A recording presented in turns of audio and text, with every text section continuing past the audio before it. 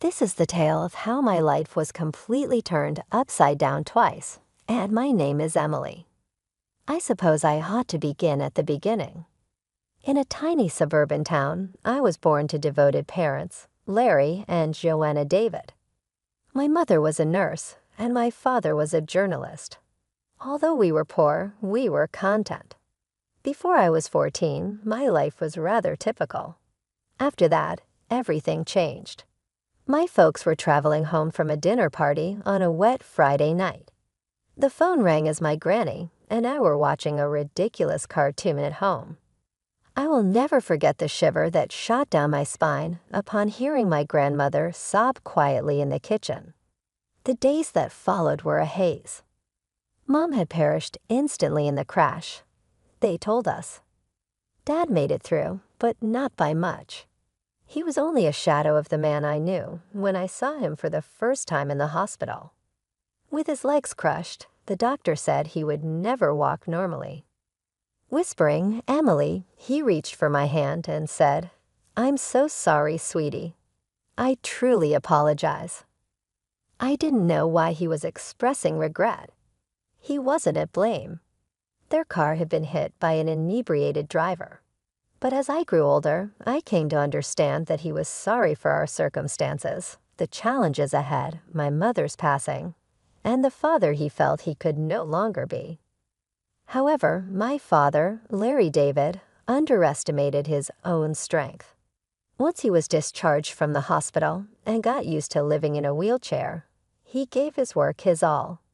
He was an accomplished writer who now devoted all of his energies to his work as an editor at the city's leading newspaper. Dad made sure I had what I needed as I approached adolescence. He urged me to get involved in clubs, meet people, and lead a typical life. In all honesty, I liked to spend time with him more. He helped me with my homework, we argued about books, and we watched old films together. Dad insisted I go away to school when it was time for me to attend college. "You need to spread your wings, kiddo," he stated. "Kindly forget about me. I'll be all right." Though I was hesitant, I decided to enroll in college since I knew he was right. I studied accounting at the State University of New York. I met Emma there, and she ended up being my best friend. I got to know Paul, her second cousin, through Emma.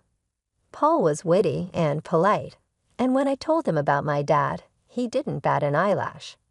He actually hit it off with Dad the first time he saw him, instantly connecting over their love of vintage rock.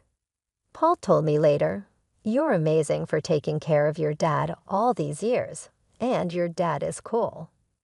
I attempted to hide the fact that I was shining on the inside.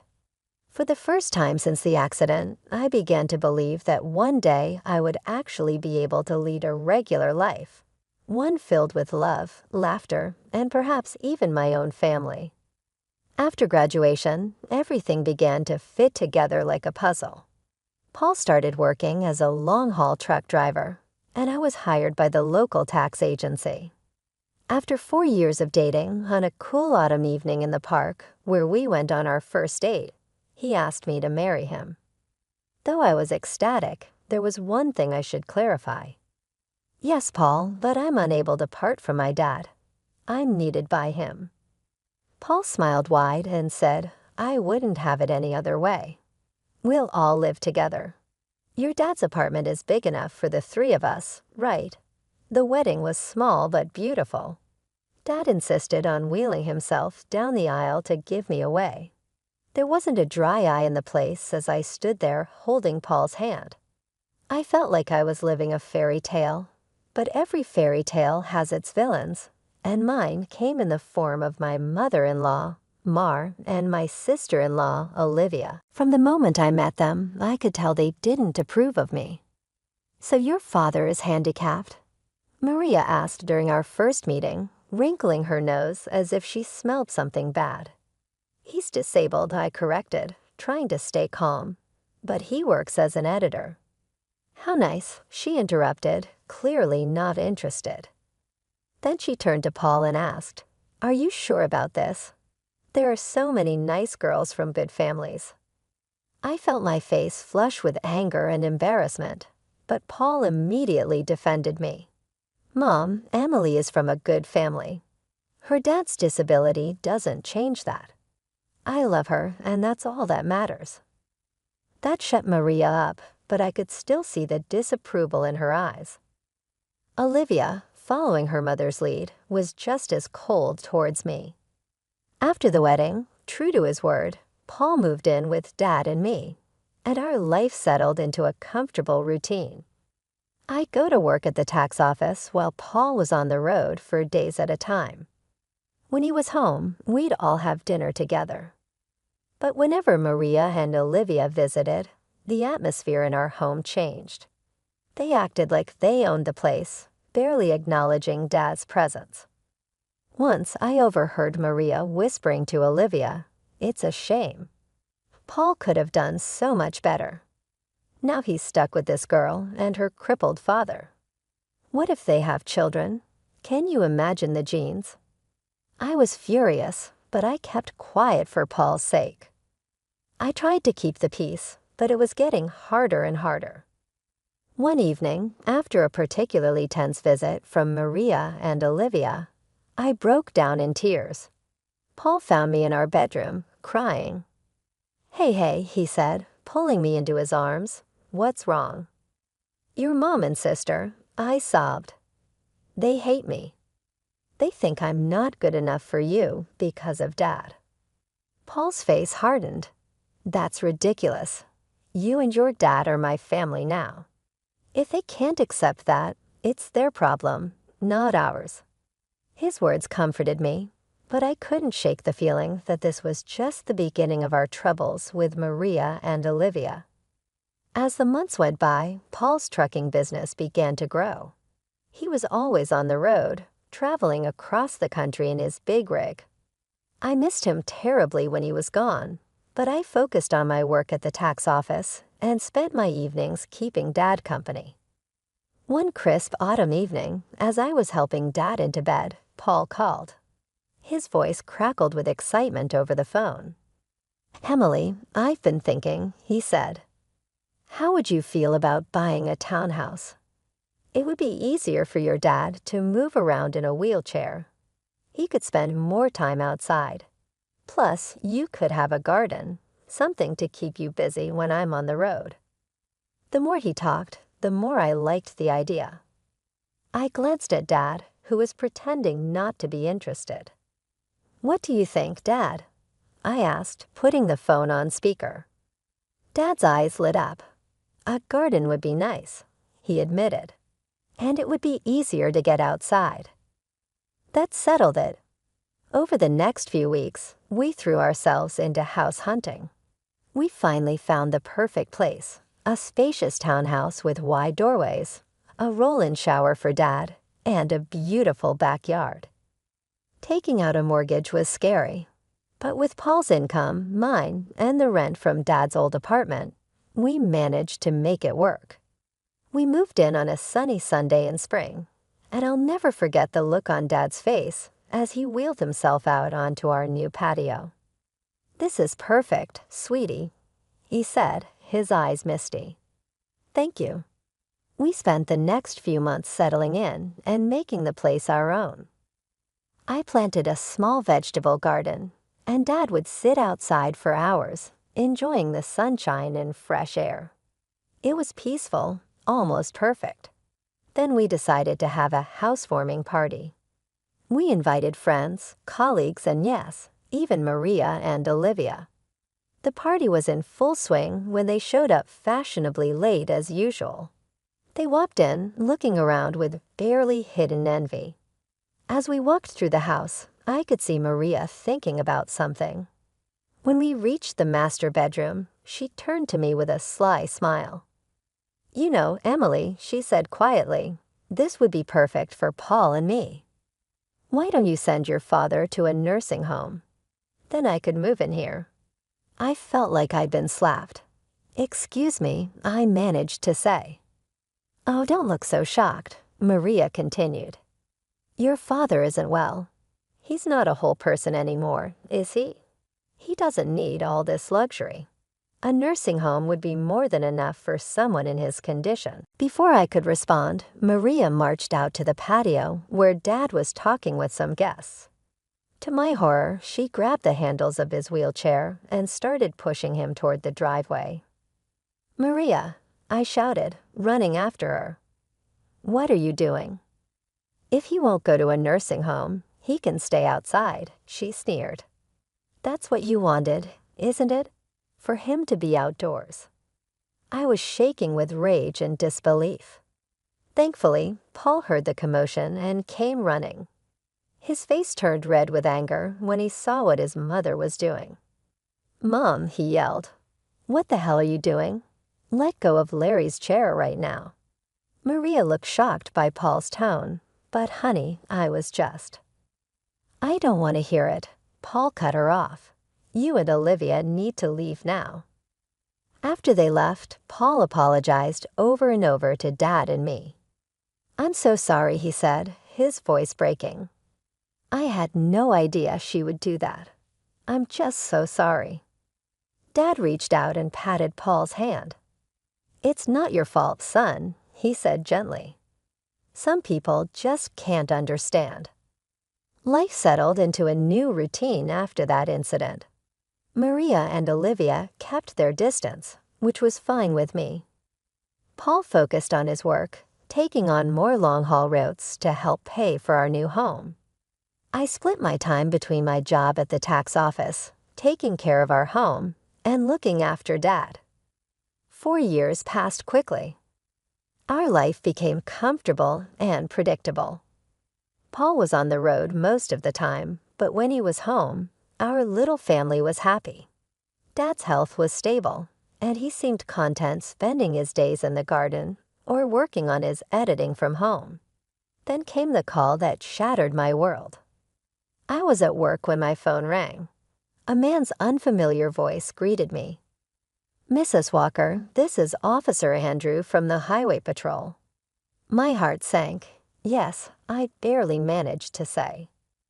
"I'm sorry to inform you that your husband, Paul Walker, has been in a serious accident."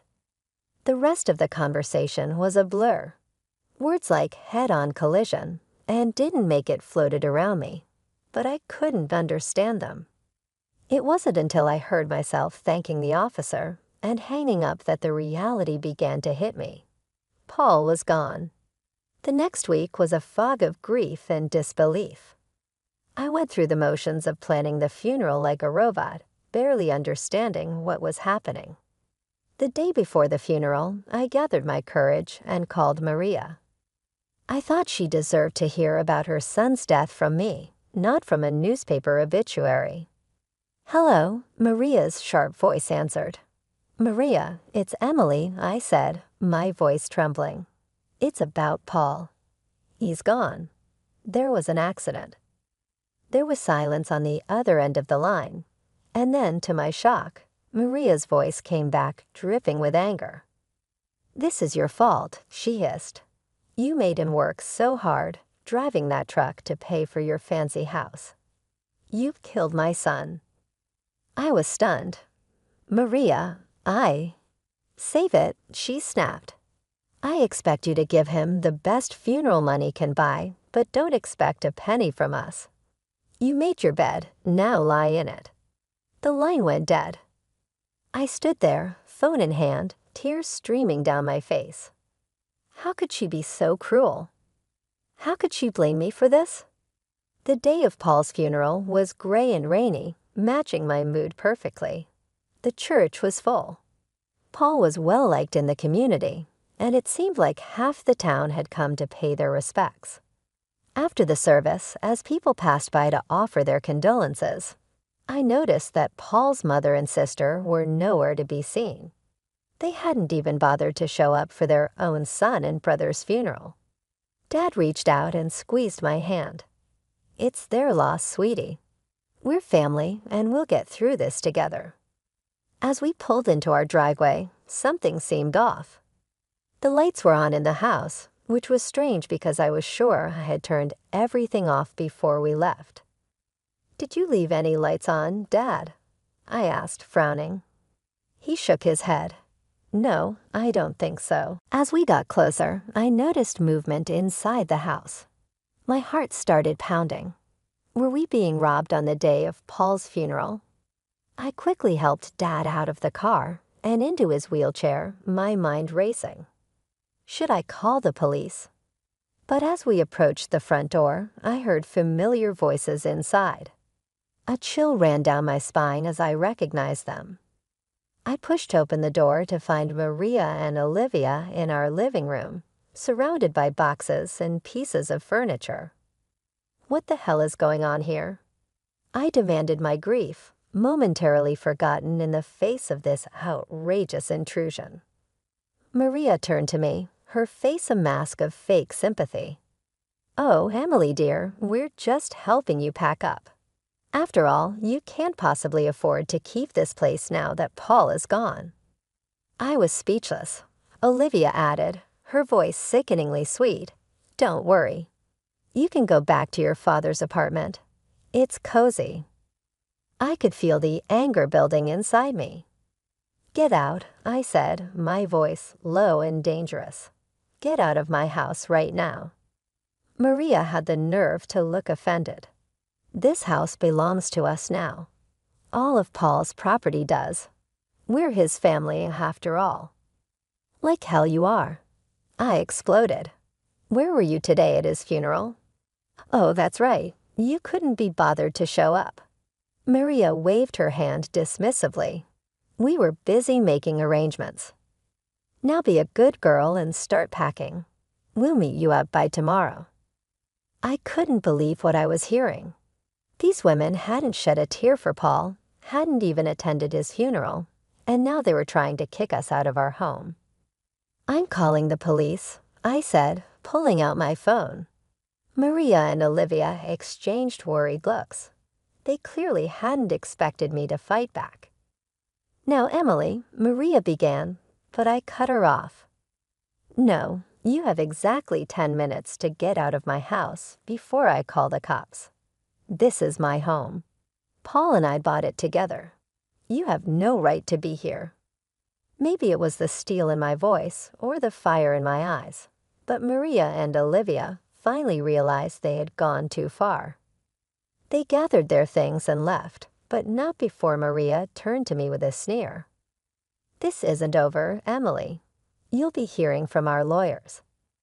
The days after Paul's funeral were a blur of grief, anxiety, and paperwork. I threw myself into sorting out Paul's affairs, partly to keep busy and partly out of fear that Maria and Olivia would try to take what wasn't theirs. A week after the funeral, I received a call from a local law firm. My heart pounded as I answered the call, afraid it was Maria following through on her threat of legal action. "Mrs. Walker," a crisp professional voice asked. "This is Scott Thompson from Thompson and Partners. I'm calling about your late husband's will." I felt a small flicker of hope. His will? I didn't know he had one. "Yes, ma'am. Mr. Walker came to see us about 5 months ago. He asked that we contact you in the event of his passing." I scheduled an appointment for the next day, my mind spinning. Why hadn't Paul told me about this? What did it mean? The next morning, I wheeled Dad into Mr. Thompson's office. The lawyer greeted us warmly, his kind eyes crinkling at the corners. "Mrs. Walker, Mr. David, thank you for coming in," he said, gesturing for us to sit near his desk. "I'm sorry for your loss." Mr. Thompson opened a file on his desk.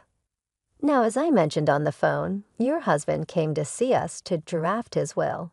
He was very clear about his wishes." I held my breath as Mr. Thompson began to read. "I, Paul Walker, being of sound mind, do hereby leave all my worldly possessions to my beloved wife, Emily Walker." I gasped, and Dad's grip on my hand tightened. Mr. Thompson continued, "This includes our home, my truck, and all our savings. It is my wish that Emily use these resources to care for herself and her father, Larry David, whom I have come to love as my own." Tears streamed down my face. Even from beyond the grave, Paul was taking care of us. "There's more," Mr. Thompson said gently. "Mr. Walker left a letter for you." He handed me an envelope. With shaking hands, I opened it and began to read. "My dear Emily, if you're reading this, it means I'm gone. I'm so sorry for leaving you and Larry. Please know that you two are the best thing that ever happened to me. I made this will because I know how my mother and sister can be. I didn't want to worry you, but I needed to make sure you and Larry were protected if anything happened to me. You're my real family, Emily, you and Larry, not them. Take care of each other, live your lives to the fullest, and know that I'll always be watching over you. All my love, Paul." I clutched the letter to my chest, sobbing. Dad was crying too, his weathered hand patting my arm. Mr. Thompson gave us a moment before speaking again. "Mrs. Walker, there's one more thing. Your husband's truck was insured. Given the circumstances of the accident, the insurance company will be paying out the full value of the policy." I looked up, sniffling, and asked, "What does that mean?" Mr. Thompson gave me a small smile and said, "It means you'll be receiving a large sum of money, enough to pay off your mortgage and more." As we left the lawyer's office, I felt like a weight had been lifted from my shoulders. We were going to be okay. Paul had made sure of it. As we pulled into our driveway, I noticed a familiar car parked on the street. My heart sank as I recognized Maria's sleek sedan. "Oh no," I muttered. "What now?" Sure enough, Maria and Olivia were waiting on our front porch. But this time, I wasn't afraid. I had Paul's letter in my pocket and the strength of his love in my heart. "Emily," Maria began as we approached, her voice sickly sweet, "we need to talk about Paul's estate." I stood tall, looking her straight in the eye. "No, Maria, we don't. Paul left everything to me. It's all legal and official. And you want to know why? Because we were his real family, not you. Now please leave. You're trespassing on my property." For once, Maria was speechless. Olivia tugged at her arm, whispering urgently. With one last venomous glare, they got in their car and drove away. The weeks after our meeting with the lawyer were busy. I threw myself into settling Paul's affairs, grateful for the distraction from my grief. The insurance payout came through, and just as Mr. Thompson had said, it was enough to pay off our mortgage with plenty left over. One afternoon, as I was going through Paul's desk, I found a small notebook. Curious, I opened it and saw pages filled with his messy handwriting.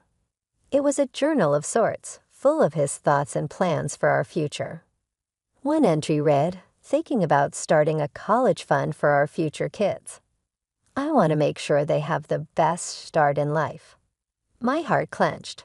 We had talked about having children someday, but had decided to wait until we were more financially stable.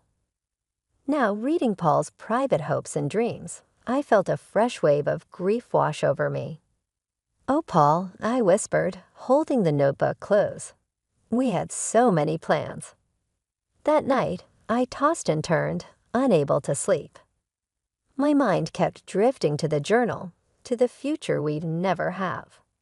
When I finally drifted off, I dreamed of Paul. He was smiling, holding out his hand to me. "It's okay, Emily," he said in my dream.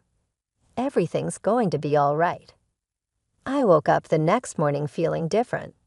I couldn't quite figure out what it was, but something had changed. As I got ready for work, a wave of nausea hit me, and I barely made it to the bathroom in time. The morning sickness didn't go away in the days that followed. At first, I thought it was just stress and grief, but a small voice in the back of my mind suggested something else. After a week of this, I found myself in the pharmacy, staring at pregnancy tests with trembling hands. I bought one and hurried home. The 5 minutes I waited for the result felt like the longest of my life. When I finally looked at the test, there were 2 clear blue lines. I sank to the bathroom floor, overwhelmed by a mix of emotions: joy, fear, grief, and hope, all swirling together. "Emily." Dad's voice came through the door. "Everything okay in there?" I opened the door, tears streaming down my face. Dad's expression changed from concern to alarm. "What's wrong, sweetie?" he asked. I held up the test, my hand shaking. "I'm pregnant, Dad." I fell into his arms, sobbing. He held me, stroking my hair like he used to when I was a little girl. "It's okay," he murmured. "It's going to be okay. You're not alone, Emily. And this baby is a gift." His words hit me deeply. This baby was a part of Paul, a continuation of our love. Suddenly, the fear began to fade, replaced by a strong determination. "You're right," I said, wiping my eyes. "This baby is a gift, and we're going to be okay." Dad smiled, his eyes crinkling at the corners. "That's my girl. Now let's get you something to eat. You're eating for two now, after all." As we headed to the kitchen, I felt a sense of hope growing inside me. The road ahead would be challenging, but with my father by my side and Paul's child growing inside me, I knew we could face anything. As my belly grew with our child, I found strength I never knew I had. Dad was my rock, always there with a kind word or a helping hand. We settled into a new routine, just the two of us, eagerly waiting for the arrival of the newest member of our little family. One sunny afternoon, as I was tending to the garden Dad and I had planted together, I heard a car pull up. My heart sank as I recognized Maria's sit-in. What could they possibly want now? I walked to the front of the house, one hand instinctively resting on my swollen belly. Maria and Olivia stood on our porch, looking both comfortable and slightly desperate. "Emily," Maria began, her voice missing its usual sharpness, "we need to talk to you." I raised an eyebrow but said nothing, waiting for her to continue. Olivia spoke up, her eyes darting around nervously. "We've hit some hard times. We were wondering if we could stay in your father's old apartment, just until we get back on our feet." I was hearing things that I couldn't believe. They dared to ask for more after everything they had made us go through. Saying in a calm yet forceful voice, "I'm sorry, that isn't achievable. I would like to stop talking to you." Maria's shocked and disgusted expression contorted as her eyes tightened at my growing baby bulge. She shouted, "You're pregnant. Yet, you tiny whore. It's unbelievable that you've already found someone else. Paul's corpse remains warm even in the earth." Anger shot through me, but I swallowed it. Not bothering to explain that it was Paul's kid, I did not. I didn't want such a grandmother and aunt for my child. Rather, I gave Maria a shy, sly smile that seemed to make her feel even more uneasy. I answered gently, "My personal life is none of your business. Now I think it's time for you to leave." Maria seemed to want to add more, but she must have been stopped by something in my expression. She pivoted on her heel and seized Olivia's limb. I felt a wave of tranquility go over me as I watched them drive off. I had maintained my dignity, stood my ground, and shielded my family. Paul could have felt pleased with himself.